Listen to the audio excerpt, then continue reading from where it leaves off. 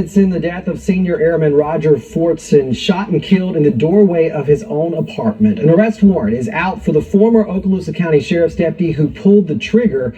Now facing a charge of manslaughter, he could face up to 30 years in prison if convicted. Tonight, a look back at the case. We again want to warn you, some of the video you will see is disturbing.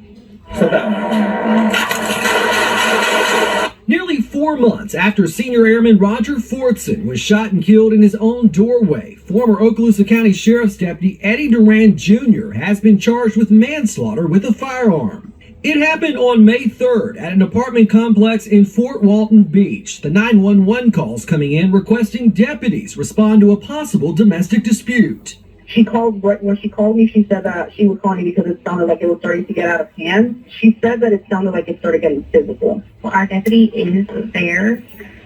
Okay. Let me see. We have 2 deputies getting on scene. Are they fighting or something? In this body camera video, you can see Deputy Duran knock on the door. After knocking, Deputy Duran steps away for several seconds before knocking and announcing himself twice more. Sheriff's office, open the door!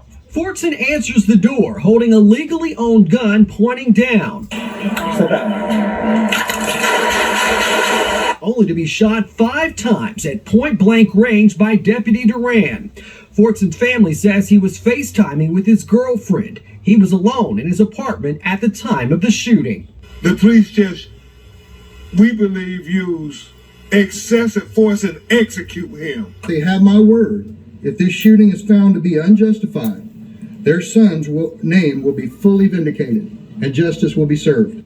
Deputy Duran was fired in late May after an internal investigation, telling investigators he saw the gun and aggression in Fortson's eyes, adding Fortson made a slight step toward him, which he considered, quote, resistance. Fortson was buried 2 weeks after the shooting. Meanwhile, it was a separate criminal investigation by the Florida Department of Law Enforcement that issued the arrest warrant for manslaughter.